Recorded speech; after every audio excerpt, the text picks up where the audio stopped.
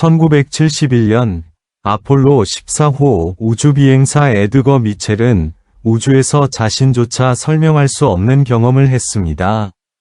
그는 눈물을 흘렸습니다. 향수병이나 지구로 돌아오지 못할지도 모른다는 두려움에서 비롯된 눈물이 아니라 거의 정신적 붕괴에 가까운 존재 자체가 완전히 산산조각 나고 재구성되는 듯한 경험이었습니다.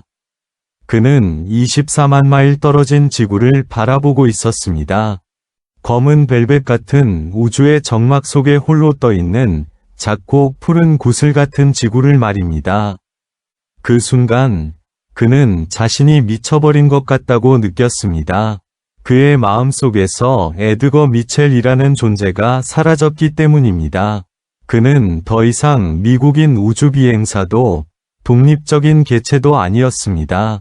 그는 자신이 바로 그 행성이고 그 공허이며 우주 그 자체라는 것을 분명히 느꼈습니다. 그의 몸은 수많은 원자로 폭발하여 창밖의 광대한 세계와 하나가 되는 듯했습니다. 여러분은 그가 산소 부족이나 우주선 내부의 극심한 압력으로 인한 환각을 경험했다고 생각할지도 모릅니다. 하지만 인류 우주 비행의 역사를 살펴보면 이러한 경험은 결코 드문 일이 아닙니다. 지구상에서 가장 엄격한 훈련을 받은 최고의 과학자들과 조종사들조차 아무런 기준점도 없는 진공 상태에서 지구를 몇 분 동안 바라보면 영혼의 차원에서 이러한 체계적인 붕괴를 경험합니다. 과학자들은 이 현상에 오버뷰 효과, 오버뷰 이펙트라는 매우 학술적인 이름을 붙였습니다. 마치 고도의 물리학 용어처럼 들리죠? 하지만 만약 제가 여러분에게 이른바 오버뷰 효과가 사실은 아래층에서 매일 명상하는 할머니나 수십 년 동안 깊은 산속에서 수행해온 노승이 평생을 바쳐 도달하고자 했던 경지와 같은 상태라고 말한다면 어떨까요?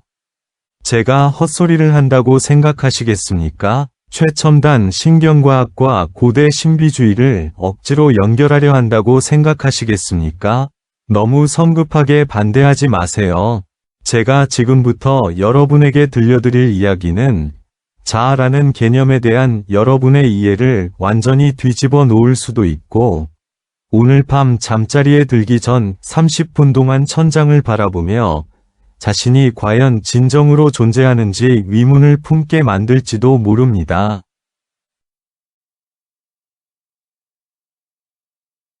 자, 사고 실험부터 시작해 봅시다. 지금 손을 뻗어 허벅지를 꼬집어 보세요. 아프죠? 당연히 아플 겁니다. 이 고통이 진짜라고 느끼고, 이 허벅지가 내 것이라고 느끼고, 지금 여기 앉아서 제 말을 듣고 있는 이 의식이 바로 당신 자신이라고 느끼죠. 이건 너무나 당연한 이야기처럼 들리지만 문제는 바로 이 당연해 보이는 진술에 있습니다. 왜 당신은 당신이 당신이라고 느끼는 걸까요? 왜 당신은 피부 안쪽의 모든 것이 나이고 피부 바깥쪽의 모든 것은 세상이라고 느끼는 걸까요? 그건 당연한 거 아니야? 태어날 때부터 내가 나라는 걸 알고 있었잖아. 라고 말할지도 모르겠습니다. 틀렸습니다. 완전히 틀렸습니다. 이건 전혀 당연한 게 아닙니다. 당신의 뇌 속에 있는 호두알 크기만 한 작은 조직이 매 순간 미친 듯이 작동하며 당신에게 이런 환상을 만들어내고 있는 겁니다. 이 조직은 해부학적으로 두정엽이라고 불리며 뇌의 위쪽 뒤편에 위치해 있습니다. 두정엽에는 두 가지 핵심 기능이 있습니다. 첫째, 감각 정보를 처리하는 것이고, 둘째, 그리고 가장 중요한 것은 자기 자신과 비자아의 경계를 정의하는 공간 좌표계를 설정하는 것입니다. 이해가 되시나요? 당신의 두정엽은 마치 믿을 수 없을 정도로 헌신적인 골키퍼, 혹은 이 세상의 고집 센 국경 수비대처럼 매 순간 엄청난 계산을 수행합니다. 그리고 끊임없이 당신의 의식에 여기는 우리의 영역이다 라는 신호를 보냅니다. 우리가 독립적인 개체라는 느낌, 자아에 대한 모든 감각은 바로 이 두정엽이 우리에게 부여하는 것입니다. 두정엽은 믿을 수 없을 정도로 복잡한 신경 전기 신호를 사용하여 우주의 상호 연결된 양자장 속에서 나 라는 조각을 떼어내고 당신에게 이 조각을 지켜라. 누구든 건드리면 대가를 치르게 될 것이다. 라고 말하는 것입니다. 자, 그럼 1971년의 그 우주선으로 돌아가 봅시다.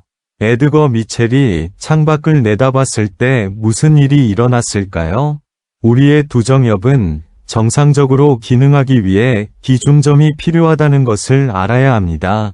지구에서는 중력이 있고 발밑에는 땅이 있고 머리 위에는 하늘이 있다는 것을 알고 있습니다. 시각적인 기중점도 있습니다. 앞에는 벽이 있고 뒤에는 문이 있다는 것을 알고 있죠. 하지만 우주에서는 이 모든 것이 사라집니다. 중력도 없고 위아래도 없고 동서남북도 없습니다. 창밖에는 끝없이 펼쳐진 심연이 있고 시야에 들어오는 유일한 물체는 저 멀리서 작은 유리구슬처럼 보이는 지구뿐입니다. 이 순간 불쌍한 두정엽은 완전히 혼란에 빠집니다. 경계를 찾으려 애쓰지만 찾을 수 없습니다. 경계를 설정할 수 없는 것입니다. 우주비행사의 몸과 우주 공간을 구분하려 하지만 모든 감각 정보는 경계가 없다고 말합니다. 결정적인 순간 두정엽은 생물학적 시스템의 오류를 일으킵니다. 작동을 멈추고 경계를 구분하는 것을 포기합니다. 바로 그 순간 기적이 일어납니다. 나 아닌 것을 구분하는 생리적 스위치가 강제로 꺼지자 우주비행사의 뇌는 갑자기 가장 원시적이고 본질적인 상태로 돌아갑니다. 나도 없고 세상도 없습니다. 오직 존재 자체만이 있을 뿐입니다. 작은 몸에 갇혀있던 의식이 갑자기 홍수처럼 터져나와온 우주로 퍼져나갑니다. 그는 더 이상 지구를 바라보는 것이 아니라 자신이 지구 그 자체임을 느낍니다. 더 이상 별들을 바라보는 것이 아니라 그 별들이 자신의 몸을 이루는 세포임을 느낍니다. 그래서 그는 눈물을 흘렸습니다. 그것은 슬픔이 아니었습니다. 오랫동안 기다려온 재회의 압도적인 충격이었습니다. 마치 평생을 헤매던 아이가 자신이 집을 떠난 적이 없었고 단지 길고 외로운 악몽을 꾸었을 뿐이라는 것을 깨닫는 것과 같았습니다. 이제 악몽은 끝났습니다. 이 신경학적 메커니즘은 신경과학자 앤드류 뉴버그에 의해 철저히 연구되었습니다. 그는 깊은 명상에 잠긴 고승들과 지극히 경건한 기도를 드리는 수녀들의 뇌를 스캔했는데 그 결과는 과학계 전체를 충격에 빠뜨렸습니다. 이들이 자연과의 합일 또는 신과의 교감이라는 상태에 도달했을 때 두정엽의 활동 수준이 우주에서 지구를 바라보는 우주비행사처럼 거의 0에 가까워졌습니다. 따라서 이것은 결코 신비주의가 아닙니다. 생리학적으로는 깨달음 또는 영적 자각이라고 불리는 현상입니다. 뇌과학적 관점에서 보면 두정엽의 스위치를 능동적으로 제어하여 끊임없이 떠들어대는 경계 감시자를 침묵시키고 그 경계 감시자가 끊임없이 우리에게 경계를 만들지 못하도록 하는 법을 배운 것입니다. 여러분, 지금 우리의 가장 큰 문제는 무엇일까요? 문제는 우리 대부분이 평생 동안 우주여행 티켓을 살 여유가 없을 것이고 저 고승들처럼 9년 동안 명상에 전념할 수도 없다는 것입니다. 우리의 두정엽은 휴식을 취하는 대신 현대 생활에 의해 그 어느 때보다 더 활발하게 활동하도록 훈련받았습니다. 지금 우리를 보세요. 우리는 너무 의식적으로 살고 있고 경계심이 너무 강합니다. 아침에 운전 중에 누군가 끼어들면 두정엽은 즉시 내 통행권을 침해했어. 저건 내 차선이야. 라고 소리칩니다. 분노가 치솟고 혈압이 상승합니다. 직장에서 동료의 사소한 말에도 두정엽은 나를 겨냥하는 거야. 내 능력을 비웃는 거야. 라고 분석하며 하루 종일 내적 갈등에 시달립니다. 집에 돌아와서도 두정엽은 자녀나 배우자에 대해 내 노력이 인정받지 못하고 있어. 내 질서가 무너지고 있어. 라고 경고음을 울립니다. 우리의 모든 고통, 모든 불안, 모든 두려움은 궁극적으로 이 과도하게 활성화된 자아 경계의식에서 비롯됩니다.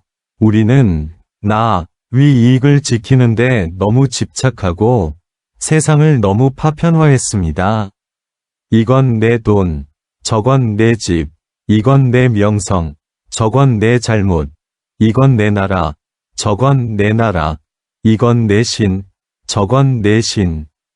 여러분, 우리는 마치 미친 사람처럼 방공 후에 스스로를 가두고 필사적으로 벽을 쌓고 자원을 비축하고 분명히 서로 연결된 이 우주에서 끊임없이 경계태세를 유지하고 있습니다. 우리는 이것이 생존의 지혜라고 생각하지만 실제로는 인지적 병폐입니다. 우리가 나이가 들수록 왜 행복감이 줄어드는지 생각해 보세요. 어린 시절 모래밭에서 놀던 때를 떠올려 보세요. 그때는 두정엽이 완전히 발달하지 않아서 자아 경계를 제대로 인식하지 못했죠. 모래와 햇살과 하나가 된 듯한 느낌이었고, 그래서 행복했습니다. 하지만 지금은 이름도 있고, 직함도 있고, 저축도 있습니다. 자아 의식이 무거워지고, 경계는 더욱 명확해지지만, 오히려 고립된 섬처럼 느껴집니다. 장자는 이미 오래전에 이 사실을 꿰뚫어 보았는데, 이것이 바로 완전한 사람은 자아가 없다는 말입니다. 소동파도 이 점을 이해했습니다. 황주로 유배되었을 때 그의 고통을 생각해 보세요. 처음에는 왜 나에게 이런 불행이 닥쳤을까?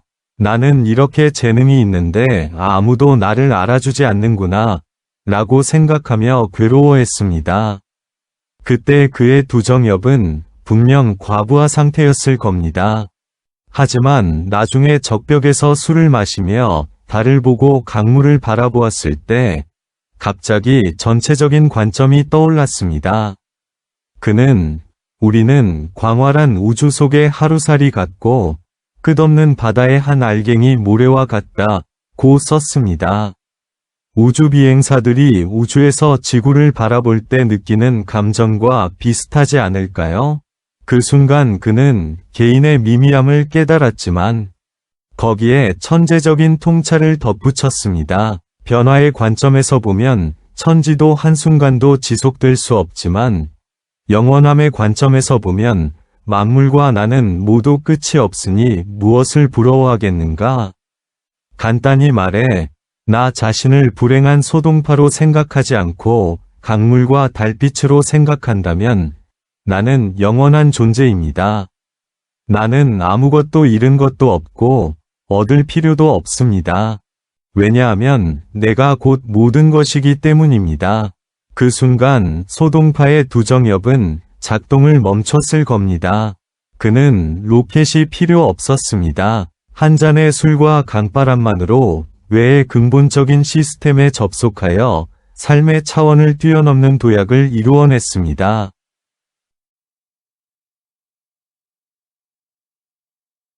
이쯤에서 여러분은 저에게 이렇게 물을지도 모릅니다. 저는 우주비행사도 아니고 소동파, 중국의 유명한 시인도 아닌데 내일 당장 모기지 대출금을 갚아야 하고 상사 얼굴도 봐야 합니다. 좀 더 현실적인 방법을 알려주세요. 물론 있습니다. 사실 우리 조상들은 염불, 명상, 기도와 같은 신비로운 것처럼 보이는 방법들을 남겨주었습니다. 이러한 종교적인 외피를 벗겨내고 신경과학적인 관점에서 보면 그것들은 특정 뇌 기능을 억제하는 매우 정교한 프로그램입니다. 예를 들어 왜 부처님의 이름이나 만트라를 외우고 외우지 않는 경지에 이를 때까지 계속해서 외우라고 할까요? 부처님께 들려드리려고 외우는 걸까요? 부처님은 여러분의 몇 마디 찬양에 관심이 없습니다. 사실 그것은 여러분 자신의 두정협을 위한 것입니다.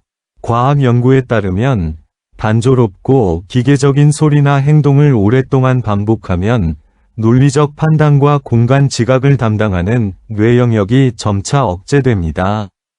끊임없이 제잘거리는 뇌 속에 검사관은 이러한 단조로운 리듬에 의해 반수면 상태에 빠지게 됩니다. 30분 동안 연부를 외우다가 더 이상 단어가 인식되지 않고 소리만 남게 되면 성공한 것입니다. 그 순간 불안감을 유발하는 자아가 일시적으로 작동을 멈추면서 자아의 경계가 느슨해지고 사라집니다. 또 다른 예는 나눔과 이타심입니다. 많은 사람들이 이것을 도덕적 강요, 즉 지나치게 친절해야 한다는 압박이라고 생각합니다. 하지만 그렇지 않습니다. 이것 또한 뇌훈련의 한 형태입니다. 다른 사람을 돕고 자신의 소유물을 나누는 행위는 행동 차원에서 자신과 타인 사이의 경계를 강제로 허무는 것입니다. 여러분은 뇌에게 이 사람은 나 자신이고 그들의 행복은 나의 행복이다 라고 말하는 것입니다. 이러한 훈련을 꾸준히 하면 두정협의 신경망이 점차 재구성됩니다. 자아, 위 범위가 자신의 몸에서 가족, 공동체, 그리고 모든 중생으로 점점 더 넓어집니다. 이 범위가 무한히 넓어지면 그것이 바로 대자대비입니다. 이것은 고상한 도덕률이 아니라 정교한 생존 전략입니다. 자아를 우주의 범위까지 확장한 사람은 무적입니다. 죽음조차 두려워하지 않는 사람에게 우주는 해를 끼칠 수 없습니다. 온 우주가 자신이라고 믿는다면 육체의 죽음은 단지 옷을 갈아입는 것일 뿐입니다. 원자는 그대로 남아있고 에너지는 그대로 남아있으며 정보도 그대로 남아있습니다. 무엇이 두려운가요? 이 이야기를 하니 또 다른 이미지가 떠오릅니다. 우주에서 눈물을 흘리는 우주비행사가 최고의 낭만적인 몸짓이라면 이 세상의 진흙탕 속에서 고군분투한 후 깨어나는 우리의 모습은 최고의 영웅적인 행위일 것입니다. 우리는 답을 찾기 위해 모두가 3만 피트 상공으로 날아갈 필요는 없습니다. 답은 하늘에 있는 것이 아니라 당신의 두개골 안에, 이 무의미한 자기 고통을 멈추기로 결정하는 매 순간에 있습니다. 다음번에 사소한 일에 화가 나거나 개처럼 외롭다고 느끼거나 죽음이 두려울 때 눈을 감고 에드거 미첼이라는 사람을 떠올려 보세요. 영원한 침묵 속에 떠있는 작은 푸른 구체를 상상해 보세요. 당신의 뇌를 속여보세요. 두정협에게 이렇게 말해보세요. 이봐, 친구, 잠시 쉬어. 여기에는 적도 없고 경계도 없고 우리는 집을 떠난 적도 없어. 아마도 바로 그 순간 당신은 설명할 수 없는 떨림을 느낄 것입니다. 오랫동안 당신을 괴롭혔던 문제가 손가락 사이의 먼지처럼 쉽게 날아가는 것을 발견할 것입니다. 왜냐하면 당신은 갑자기 자신이 이 무거운 육체가 아니라는 것을 기억하기 때문입니다. 당신은 고통받는 이 몸을 관찰하는 의식이며 몸과 고통 모두를 아우르는 광대한 공허입니다. 이것이 신비롭게 들리나요? 어쩌면 그럴지도 모르지만 진정으로 잠시라도 귀 기울인다면 당신의 세상은 완전히 달라질 것입니다. 소위 해탈이란 이 세상을 벗어나는 것이 아니라 마침내 세상을 있는 그대로 보는 것, 즉 끊어지지 않고 흐르는 빛나고 완전한 삶을 보는 것임을 알게 될 것입니다. 마지막으로 질문 하나를 드리고 싶습니다. 이 질문은 다소 불쾌하게 들릴 수도 있지만 바로 그런 효과를 노린 것입니다. 과학적으로 불안감을 느끼게 하고 고통을 주고 죽음을 두려워하게 만드는 자아는 뇌의 두정엽이 만들어낸 신경학적 환상일 뿐이며 생존을 위해 존재하는 일시적인 사용자 인터페이스일 뿐이라는 것이 증명되었다면 지금 이 말을 듣고 있는 당신은 도대체 누구입니까? 이 환상을 끄면 남는 것은 진정한 당신일까요? 오늘 밤 꿈속에서 집으로 돌아가는 길을 찾지 않기를 바랍니다. 왜냐하면 당신은 이미 집에 있기 때문입니다.